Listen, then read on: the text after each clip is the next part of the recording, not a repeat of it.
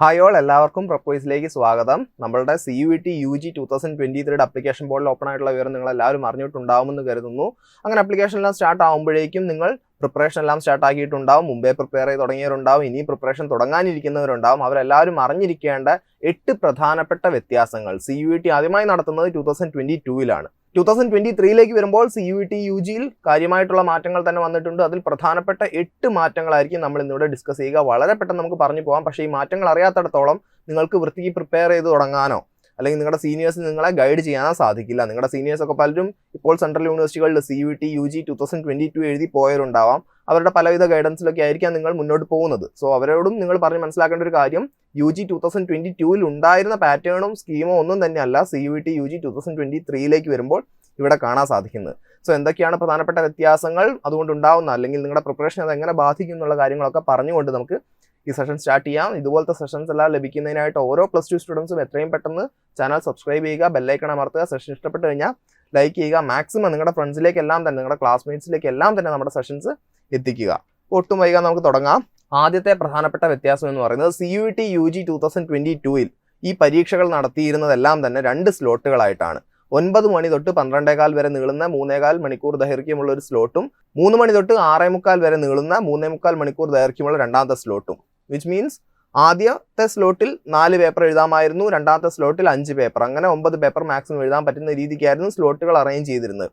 CUET 2023-ലേക്ക് വരുമ്പോൾ വലിയ മാറ്റം തന്നെയാണ്. 3 സ്ലോട്ടുകളായിട്ടാണ് പരീക്ഷ നടക്കുക. അപ്പോൾ സ്ലോട്ട് 1 ഉണ്ട്, 2 ഉണ്ട്, 3 ഉണ്ട്.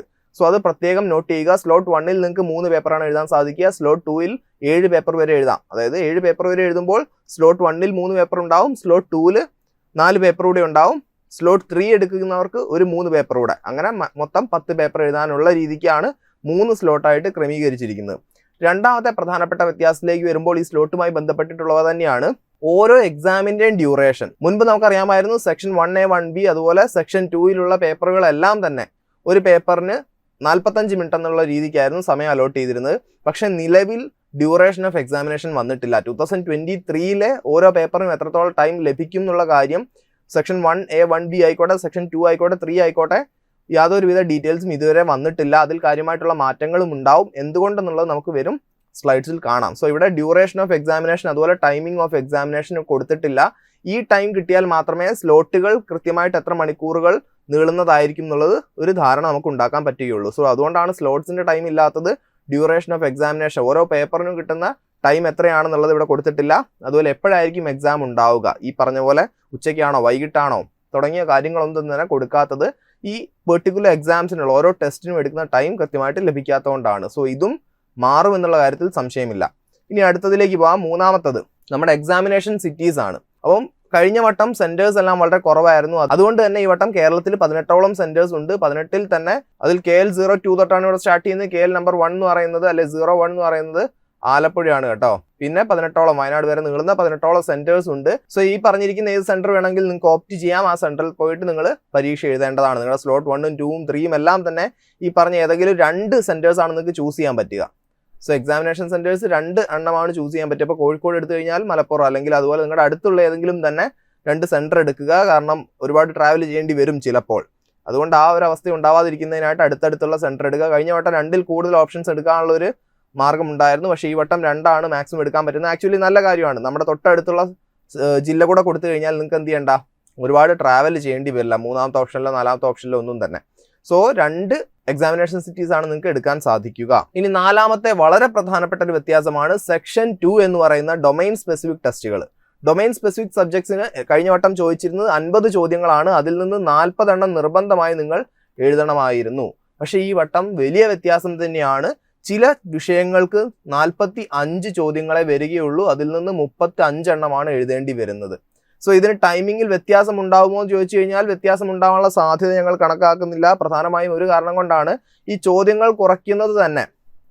ഈ വിഷയങ്ങൾക്ക് നമ്മൾ എക്സ്പെക്ട് ചെയ്യുന്നത്, നമ്മുടെ പ്രപ്പോസൽ ടീം എക്സ്പെക്ട് ചെയ്യുന്നത് സയൻസ് വിഷയങ്ങൾക്കായിരിക്കാം, അല്ലെങ്കിൽ കൂടുതൽ മാത്സ് അല്ലെങ്കിൽ കൂടുതൽ ടൈം എല്ലാം എടുത്ത് ചെയ്യേണ്ടുന്ന ചോദ്യങ്ങളുള്ള വിഷയങ്ങൾക്ക് 45 ചോദ്യങ്ങളെ വരികയുള്ളൂ എന്നും അതിൽ നിന്ന് 35 എഴുതേണ്ടി വരിക എന്നുള്ളതാണ് നമ്മൾ എക്സ്പെക്ട് ചെയ്യുന്നത്. എങ്ങനെ വരുമെന്നുള്ളത് നമുക്ക് കണ്ടറിയാം. ബാക്കിയുള്ള ആർട്സ് അതുപോലെ കൊമേഴ്സിൽ അധികം എഴുതേണ്ടാത്ത, നമ്മൾ ചിന്തിച്ച് മാത്രം എഴുതുന്ന, ഒരുപാട് കണക്കുകളൊന്നും ചെയ്യാനില്ലാത്ത രീതിയിൽ വരുന്ന പൊതുവെയുള്ള വിഷയങ്ങൾക്ക് 50 ചോദ്യങ്ങൾ ഉണ്ടാവും. അതിൽ നിന്ന് 40 എണ്ണം എഴുതിയാൽ മതിയാവും. സോ ഇവിടെയും പ്രധാനമായും CUET UG ഞാൻ പറഞ്ഞു, ഒരിക്കൽ കൂടെ പറയാം, 50 ചോദ്യങ്ങളിൽ നിന്ന് 40 ആയിരുന്നു നിങ്ങൾ നിർബന്ധമായും എടുത്തെഴുതേണ്ടത്. പക്ഷേ ഈ വട്ടം നിങ്ങൾ ഇനി നിങ്ങളുടെ സബ്ജക്ട്സ് ചൂസ് ചെയ്യുമ്പോൾ നിങ്ങൾ അറിയേണ്ട കാര്യം എന്താണ്? കൃത്യമായിട്ട് എത്ര ടൈമാണ് അതിനുവേണ്ടി അലോട്ടഡ് ആയിട്ടുള്ളതെന്ന് കൂടെ നോക്കുക. കാരണം പരീക്ഷയ്ക്ക് പോകുമ്പോൾ എല്ലാ പരീക്ഷയ്ക്കും ഒരുപക്ഷെ ടൈമിൽ വ്യത്യാസം ഉണ്ടെങ്കിൽ ടൈമിൽ പ്രശ്നങ്ങളുണ്ടാവും. ചോദ്യങ്ങൾ മിസ്സായോ എന്നുള്ള തോന്നലുണ്ടാവാൻ ചിലർക്ക്. അതിൻ്റെ ഒന്നും ആവശ്യമില്ല. ചില പരീക്ഷകൾക്ക് 45 ചോദ്യങ്ങളെ ആകെ ഉള്ളൂ, ചില പരീക്ഷകൾക്ക് 50 ചോദ്യങ്ങളാണ് താനും. 45 പരീക്ഷകളിൽ 35 മാത്രം നിങ്ങൾ എഴുതിയാൽ മതി. 50 ചോദ്യങ്ങൾ തരുന്ന പരീക്ഷകളിൽ 40 എണ്ണം മാത്രം എഴുതിയാൽ മതി. അതാണ് പ്രധാനപ്പെട്ട 4ാമത്തെ വ്യത്യാസം. 5ാമത്തെ വ്യത്യാസത്തിലേക്ക് വരുമ്പോഴും സെയിം ടൈപ്പ് തന്നെയാണ്, പക്ഷേ സെക്ഷൻ വേറെയാണ്. സെക്ഷൻ 3 ജനറൽ ടെസ്റ്റിലേക്ക് വരുമ്പോൾ 2022 CUET ഉണ്ടായിരുന്നത് 75 ചോദ്യങ്ങളിൽ നിന്ന് 60 എണ്ണം എഴുതണം എന്നുള്ളതായിരുന്നു. 60 എണ്ണം ഔട്ട് ഓഫ് 75 എന്നുള്ളതായിരുന്നു CUET 2022 UGയുടെ സ്വഭാവം, അല്ലെങ്കിൽ സ്കീം പാറ്റേൺ എന്നൊക്കെ നമുക്ക് പറയാം.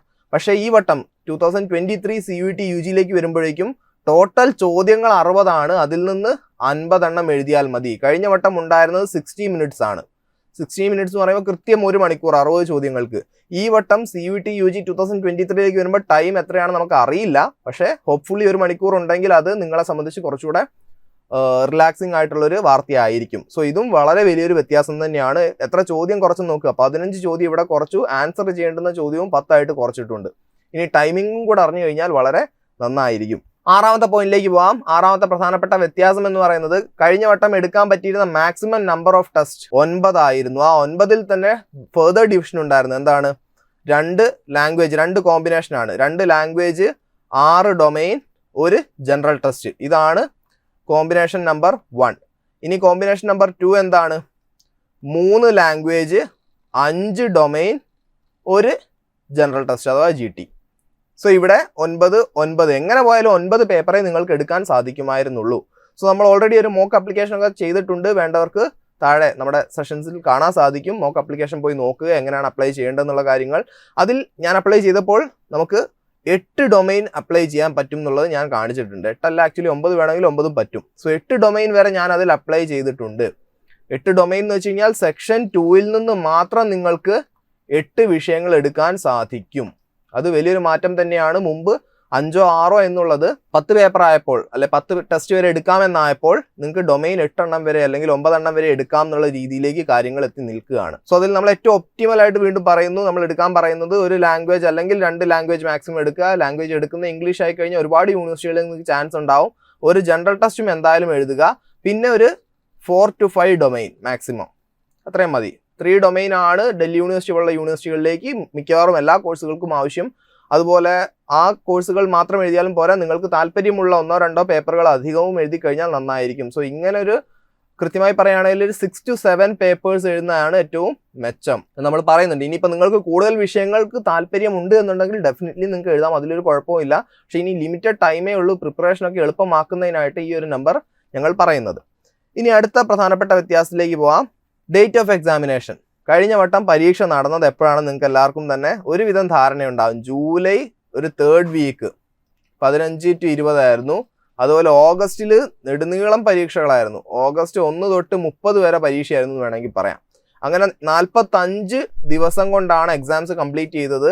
ഇത് 2 മാസം ഇപ്പറം മെയ്യിൽ തന്നെ പരീക്ഷ കംപ്ലീറ്റ് ചെയ്യാൻ തീരുമാനിച്ചിരിക്കുകയാണ് NTA. അതായത് 21 തൊട്ട് 31 മെയ് വരെ ആയിരിക്കും പരീക്ഷ. ഇനിയിപ്പോൾ ആ പരീക്ഷകളിൽ എന്തെങ്കിലും ഇത് ബുദ്ധിമുട്ട് ഉണ്ടാവുകയാണെങ്കിൽ ആ ദിവസങ്ങളിലെ പരീക്ഷ മാറ്റി നടത്തുന്നതിനായിട്ട് റിസർവ് ഡേറ്റ് എന്ന് പറഞ്ഞിട്ട് ഒരാഴ്ചയും കൂടെ കൊടുത്തിട്ടുണ്ട്, which is from June 1st to June 7th. അതും വലിയൊരു വ്യത്യാസം തന്നെയാണ്. നിങ്ങളുടെ അഡ്മിഷനും നിങ്ങളുടെ എല്ലാ ആപ്ലിക്കേഷനും അതുപോലെ എക്സാമിൻ്റെയും എല്ലാം തന്നെ ടൈം പെട്ടെന്ന് അവർ കട്ട് ഷോട്ട് ചെയ്തിരിക്കുകയാണ്. നിങ്ങളുടെ പ്രിപ്പറേഷൻ ഇനി ഒരുപാട് സമയമില്ല. എക്സാം എഴുതി കഴിഞ്ഞാൽ പിന്നെ അഡ്മിഷൻ എടുക്കാനും ഒരുപാട് സമയം ഉണ്ടാവില്ല. പെട്ടെന്ന് തന്നെ റിസൾട്ട് വരികയും പെട്ടെന്ന് തന്നെ അഡ്മിഷൻ പ്രൊസീജിയറുമായിട്ട് നിങ്ങൾക്ക് മുന്നോട്ട് പോകാൻ സാധിക്കും, which is actually A good thing, നല്ല കാര്യമാണ്. പക്ഷേ പ്രിപ്പറേഷൻ കുറഞ്ഞ ടൈമേ ഉള്ളൂ എന്നുള്ളത് ഞങ്ങൾ ഇവിടെ വീണ്ടും ഓർമ്മിപ്പിക്കുകയാണ്.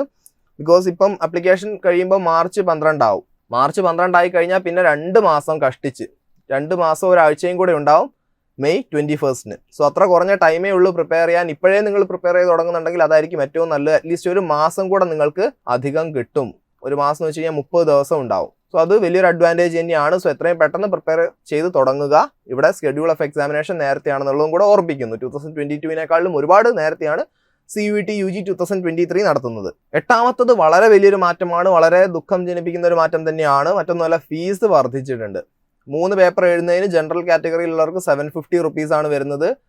7 സബ്ജക്ട്സ് എഴുതുന്നതിന് 1500 ആണ് വരുന്നത്. 10 സബ്ജക്ട് എഴുതുന്നതിന് 1750 രൂപ ആണ് വരുന്നത്. ഇനി OBC കാറ്റഗറിയിലേക്ക് വരുമ്പോഴേക്കും 3 സബ്ജക്റ്റിന് 700, 7 സബ്ജക്റ്റിന് 1400, 10 സബ്ജക്റ്റിന് 1650. SC ST PWBD third gender കാറ്റഗറിയിലേക്ക് വരുമ്പോഴേക്കും 3 സബ്ജക്ട്സിന് 650 രൂപ, 7 സബ്ജക്ട്സിന് 1300 രൂപ, 10 സബ്ജക്റ്റിന് 1550, 1550 രൂപയാണ്. ഇത് ഇന്ത്യയുടെ പുറത്തുനിന്ന് പരീക്ഷ എഴുതാൻ താല്പര്യമുള്ളവർ അടയ്ക്കേണ്ടി വരുന്ന ഫീസാണ്. ഓക്കെ, സോ ഇവിടെ ഫീ നല്ലപോലെ വർദ്ധിച്ചിട്ടുണ്ട്. ഓൾസോ കഴിഞ്ഞ വട്ടം ഈ പറഞ്ഞ ഫീ അടച്ചിരുന്നെങ്കിൽ 9 പേപ്പർ വരെ എഴുതാമായിരുന്നു. ഈ വട്ടം 9 പേപ്പർ എഴുതണം എന്നുണ്ടെങ്കിൽ നിങ്ങൾ വീണ്ടും ഒരു 250 രൂപ കൂടെ അതിനോടൊപ്പം അടയ്ക്കേണ്ടുന്ന അവസ്ഥയാണ്. ഈ ഫീ അല്ല, ഇത് ആക്ച്വലി കൂടിയിട്ടുണ്ട്. 9 പേപ്പർ എന്ന് പറയുമ്പോൾ തന്നെ കൂടിയിട്ടുണ്ട്. പക്ഷേ ആ ഒരു 9 പേപ്പർ എഴുതണമെങ്കിൽ പോലും പൈസ കൂടിയെങ്കിലും 7 വിഷയങ്ങൾ മാത്രമേ നിങ്ങൾക്ക് എഴുതാൻ പറ്റുന്നുള്ളൂ. ഇത് വലിയൊരു മാറ്റം തന്നെയാണ്.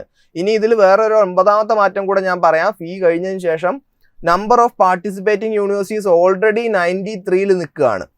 കഴിഞ്ഞ വട്ടം തുടങ്ങുമ്പോൾ ഞാൻ പറഞ്ഞു 53 യൂണിവേഴ്സിറ്റികളാണ് ആകെ ഉണ്ടായിരുന്നത്. സെൻട്രൽ യൂണിവേഴ്സിറ്റികളിൽ പോലും പലരും പിന്നെ ആഡ് ആവുകയാണ് ഉണ്ടായത്.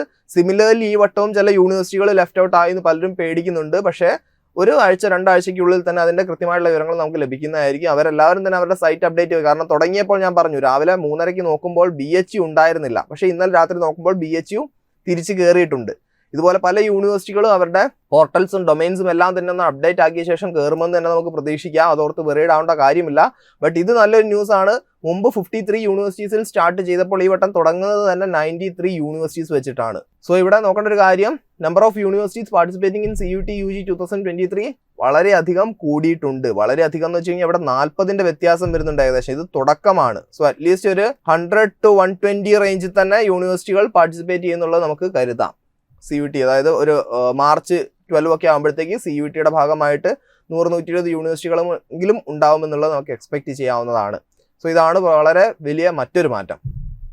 സോ ഇത്രയുമാണ് പ്രധാനമായിട്ടുള്ള മാറ്റങ്ങൾ. ഈ മാറ്റങ്ങളൊക്കെ പ്രത്യേകം അറിഞ്ഞിരിക്കുക. ഇനിയിപ്പോൾ ആർക്കെങ്കിലും പറഞ്ഞു കൊടുക്കാനുണ്ടെങ്കിൽ പറഞ്ഞു കൊടുക്കുക. അതിൽ യാതൊരു മടിയും കാണിക്കേണ്ടതില്ല. ഇതെല്ലാം കൃത്യമായി അറിഞ്ഞാൽ മാത്രമേ നിങ്ങൾക്ക് ഏത് വിഷയം പ്രിപ്പയർ ചെയ്യണം, എത്ര പൈസ അടയ്ക്കണം, ഏതൊക്കെ സെൻറ്റേഴ്സിലാണ് നിങ്ങൾ അപ്ലൈ ചെയ്യേണ്ടത് തുടങ്ങിയ കാര്യങ്ങളൊക്കെ ശ്രദ്ധിക്കാൻ പറ്റുകയുള്ളൂ. സോ ഈ മാറ്റങ്ങൾ അറിഞ്ഞിരിക്കുക അനിവാര്യമാണ്. മാക്സിമം നിങ്ങളുടെ ഫ്രണ്ട്സിലേക്കും നിങ്ങളുടെ ഫാമിലിയിലേക്കും നിങ്ങളുടെ ടീച്ചേഴ്സിന് അറിയില്ലെങ്കിൽ അവർക്കും നിങ്ങൾ തന്നെ എഡ്യൂക്കേറ്റ് ചെയ്ത് കൊടുക്കുക, പറഞ്ഞു കൊടുക്കുക കാര്യങ്ങൾ ഇങ്ങനെയൊക്കെയാണ്. So that they can help more, അല്ലെങ്കിൽ കൂടുതൽ കുട്ടികളിലേക്ക് എത്തിക്കുന്നതിന് വളരെ സഹായകമായിരിക്കും. സോ മാക്സിമം ഷെയർ ചെയ്യുക, വിവരങ്ങൾ എല്ലാവരിലേക്കും എത്തട്ടെ. നിങ്ങൾക്ക് വേണ്ട എല്ലാവിധ സപ്പോർട്ടിനും കണക്ട് അക്കാഡമിക് കൗൺസിലർ പ്രപ്പോയ്സിൻ്റെ എല്ലാവിധ സപ്പോർട്ടും, ക്ലാസ് ആയിക്കോട്ടെ, നോട്ട്സ് ആയിക്കോട്ടെ, ഗൈഡൻസ് ആയിക്കോട്ടെ, അക്കാഡമിക് കൗൺസിലറുടെ നമ്പർ താഴെ കൊടുത്തിട്ടുണ്ട്. വിളിക്കുക, സംസാരിക്കുക, എല്ലാ ഡൗട്ടും ക്ലിയർ ചെയ്ത് പ്രിപ്പയർ ചെയ്ത് തുടങ്ങിക്കോളൂ. ഒരുപാട് സമയമില്ല. നമുക്ക് ഒരുമിച്ച് CUET UG 2023 കളറാക്കാം. മറ്റൊരു സെഷനുമായിട്ട് വീണ്ടും കാണാം. Peace out.